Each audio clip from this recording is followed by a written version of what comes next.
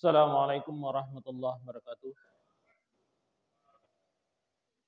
Alhamdulillah, alhamdulillahilladzi arsala rasulahu bil huda wa dinil haq liyuzhirahu 'ala ad-dini kullih wa kafa billahi syahida. Asyhadu an la ilaha illallah wahdahu la syarikalah wa asyhadu anna Muhammadan 'abduhu wa rasuluh. Allahumma shalli 'ala Muhammad wa 'ala ali Muhammad kama shallaita 'ala Ibrahim wa 'ala ali Ibrahim wa barik 'ala Muhammad wa 'ala ali Muhammad kama barakta 'ala Ibrahim wa 'ala ali Ibrahim fil 'alamin innaka Hamidun Majid.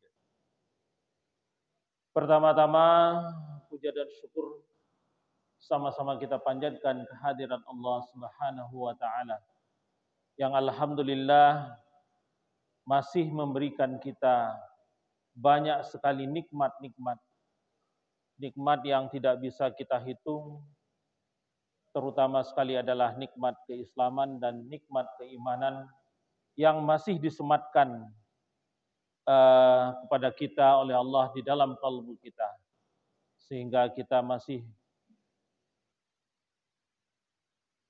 sempat untuk melangkahkan kaki untuk memenuhi panggilan Allah, melaksanakan salat subuh berjamaah. Salawat dan salam tak pula lupa kita kirimkan kepada junjungan kita Nabi besar Muhammad sallallahu alaihi wasallam.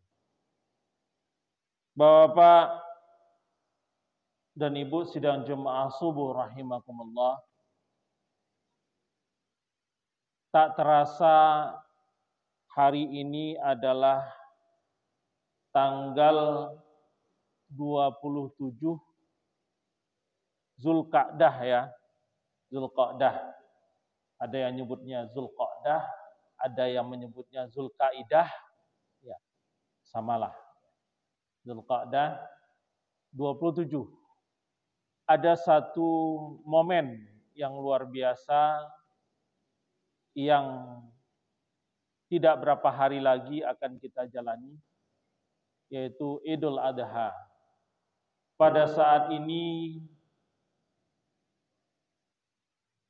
saudara-saudara kita yang melaksanakan ibadah haji sudah mulai bergerak. Sudah bergerak menuju Mekah. Ada yang mampir dulu ke Madinah, baru ke Mekah. Ada yang langsung dari Mekah, dari Indonesia menuju ke Mekah. Mereka sedang mempersiapkan diri untuk melaksanakan ibadah haji. Yang insya Allah kalau tidak salah nanti akan jatuh sekitar hari Jumat ya. Mudah-mudahan ini adalah haji akbar. Ada yang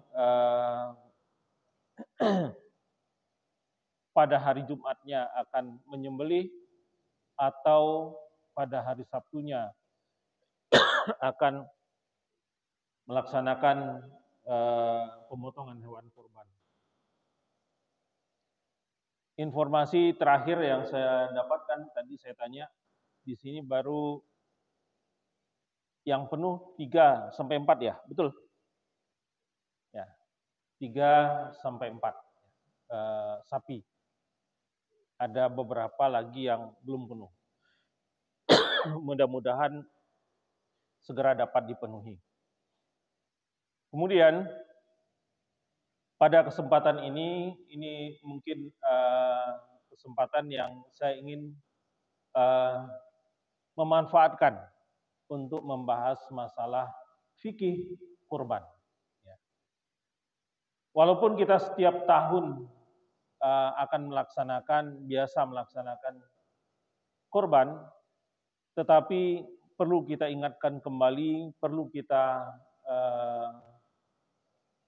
remind kembali pemahaman kita tentang kurban. Beberapa hari yang lalu saya mendapatkan pertanyaan. Ini pertanyaan yang simpel. Dan ini bagi saya juga suatu hal yang lucu ya. Kenapa? Karena pertanyaannya disampaikan oleh orang yang yang sholat, ya, sholat dan biasa sholat berjamaah juga. Tetapi pertanyaannya sederhana, cuma menggelitik saya pertanyaannya. Dia bilang begini, Ustaz, kan saya sudah pernah kurban. Saya sudah pernah berkorban. Apakah ya beberapa tahun yang lalu, apakah tahun ini saya perlu berkorban lagi enggak? Saya perlu berkorban lagi enggak? Dia kalau dilihat dari sisi kemampuan finansial, dia mampu secara finansial. Secara finansial dia mampu. Nah, ini pertanyaan yang menggelitik saya. Kenapa? Ternyata masih banyak kita yang memahami bahwa berkorban itu cukup sekali seumur hidup atau tidak perlu setiap tahun. Kenapa? Kalau sudah berkorban ya 3 tahun yang lalu, sekarang nggak perlu berkorban lagi. Ini adalah hal yang sangat mendasar. Kenapa kita perlu mengulang kembali kaji tentang korban ini? Secara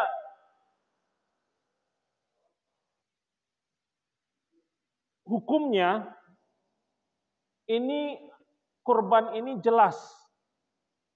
Kita nggak banyak bicara tentang ayat-ayat lah. Kita hanya bicara tentang beberapa ayat, kemudian hadis. Kalau kita kumpulkan banyak sekali perintah berkorban itu.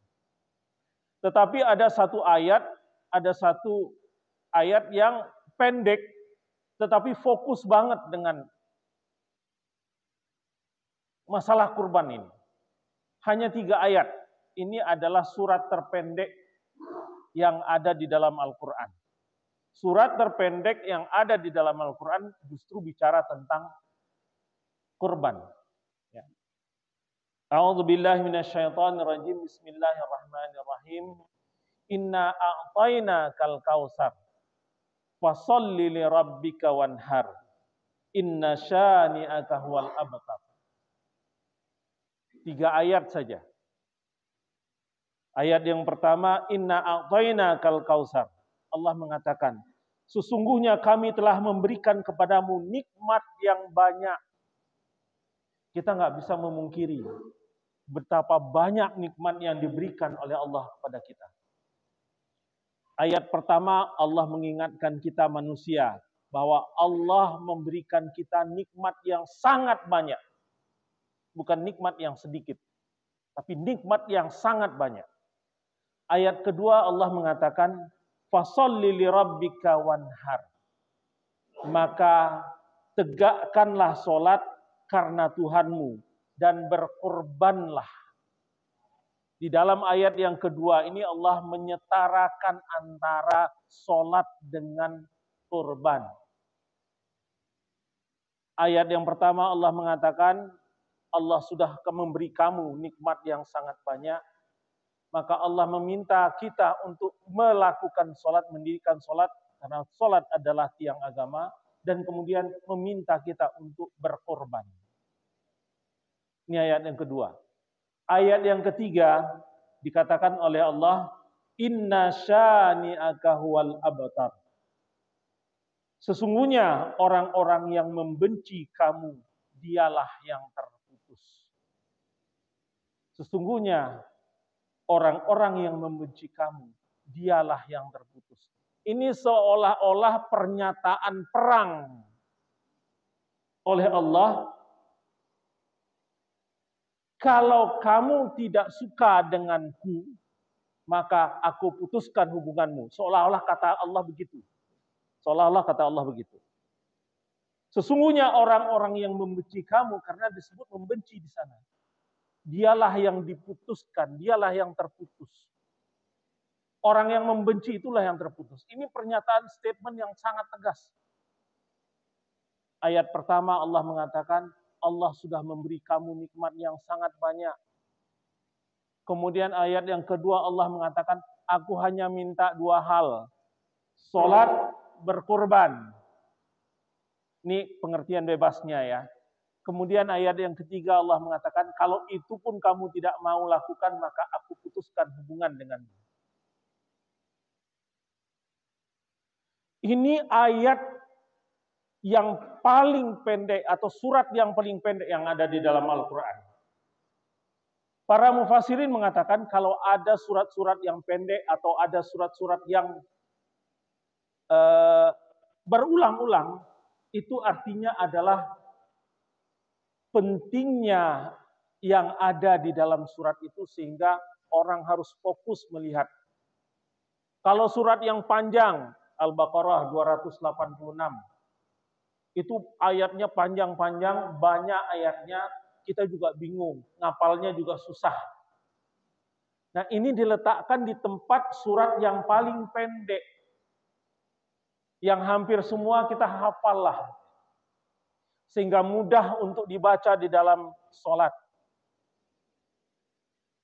Ayat yang pendek, surat yang paling pendek bercerita tentang sholat dan kurban. Ini dua hal yang sangat penting.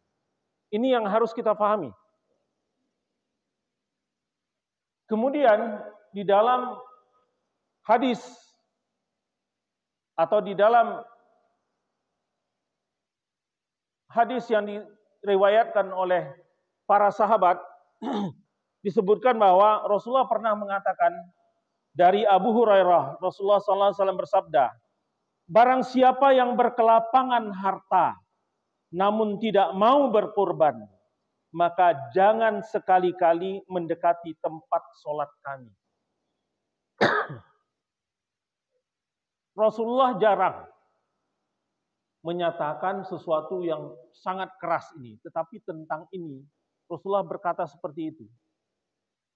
Barang siapa yang berkelapangan harta namun tidak mau berkorban, maka jangan sekali-kali mendekati tempat sholat kami. Jadi ini adalah manifestasi atau bentuk daripada pemutusan hubungan oleh, kalau dalam surat ayat yang tadi Al-Kautsar, Allah yang melakukan pemutusan hubungan. Maka di dalam hadis ini Rasulullah yang melakukan pemutusan hubungan. Jangan engkau dekati tempat sholat kami. Kamu sebenarnya mampu untuk berkurban. Kamu nggak mau berkurban. Maka menjauh dari tempat kami sholat. Itu pernyataan yang sangat keras dari Rasulullah.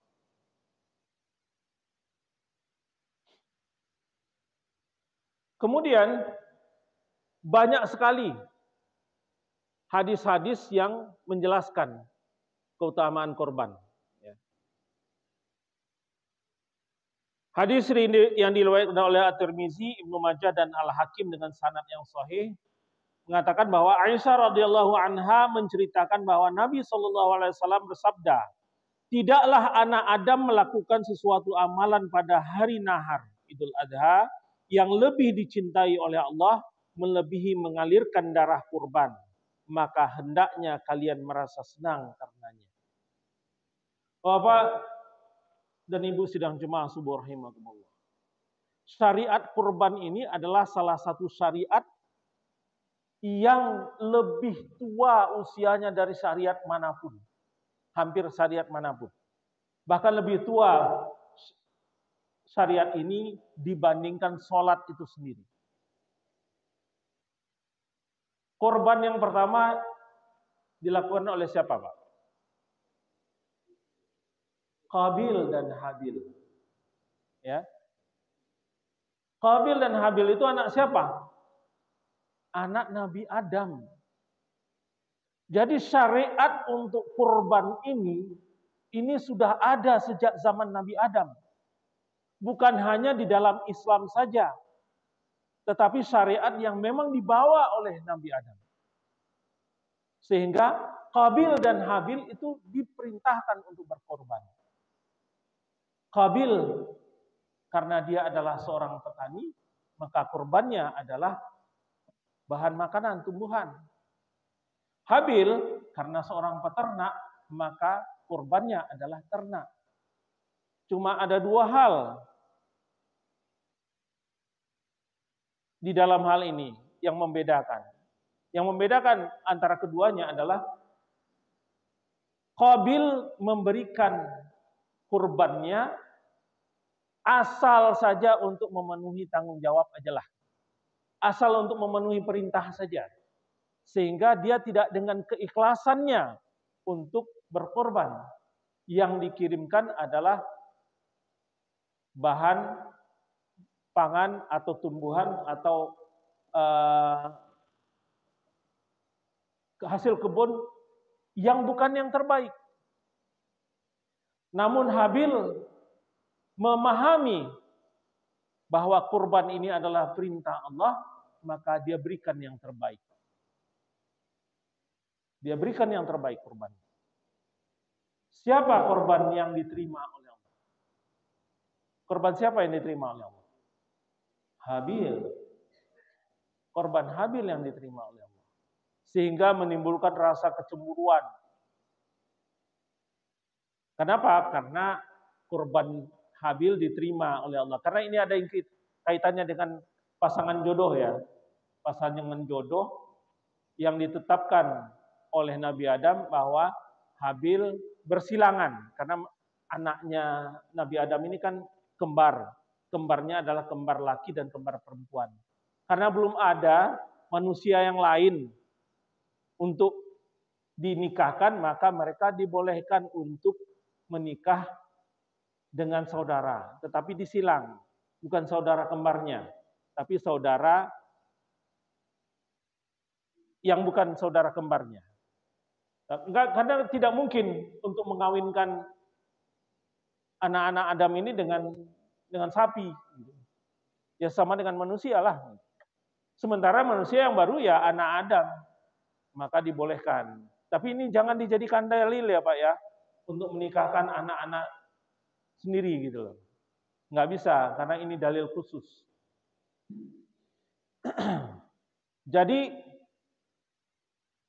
diberikanlah kurban. Mereka disuruh berkorban.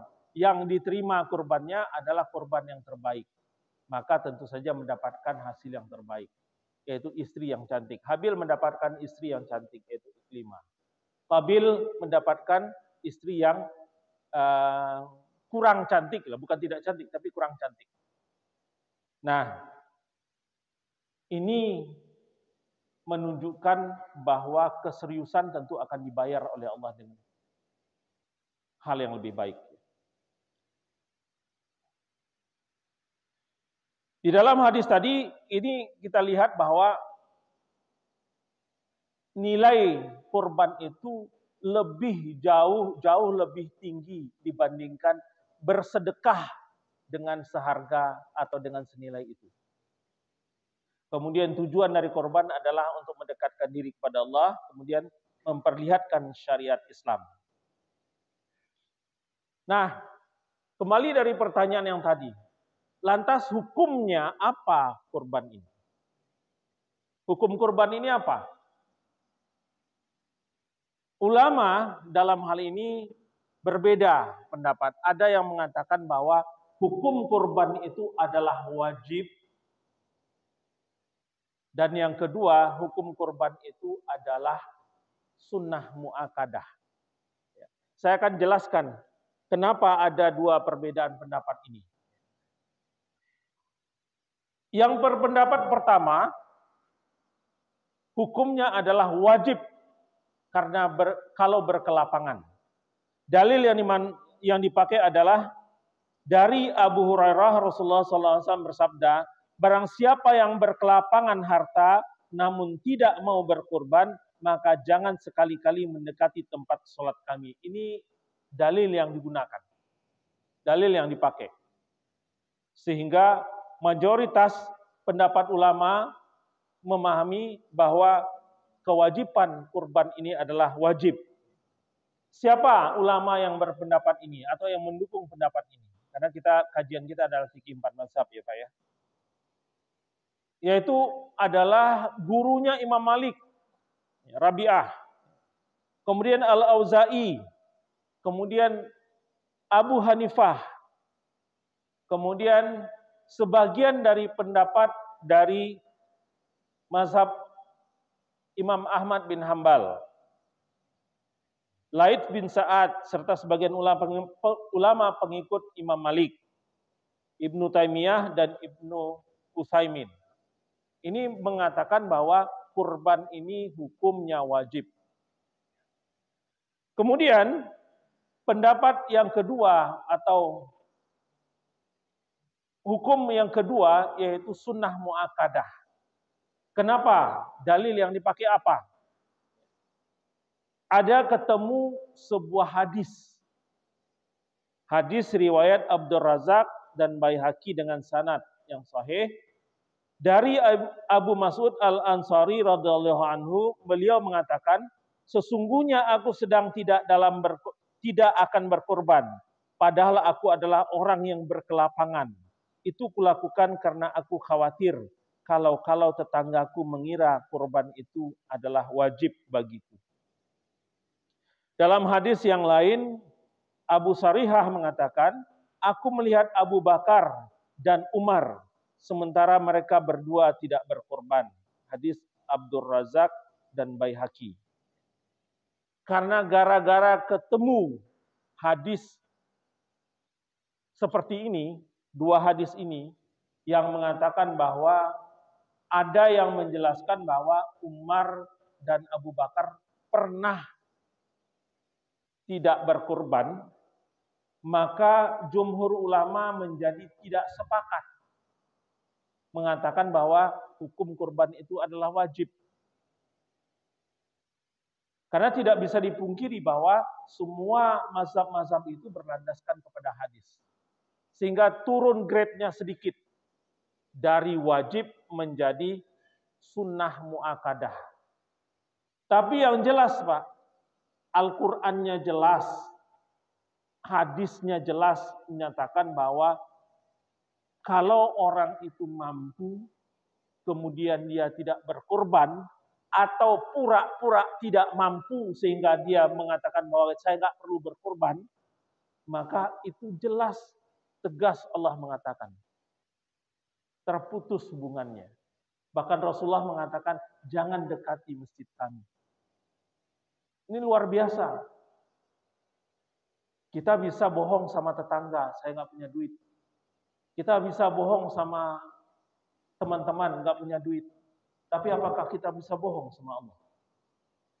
Padahal Allah mengatakan bahwa Allah sudah memberikan kamu nikmat yang sangat banyak.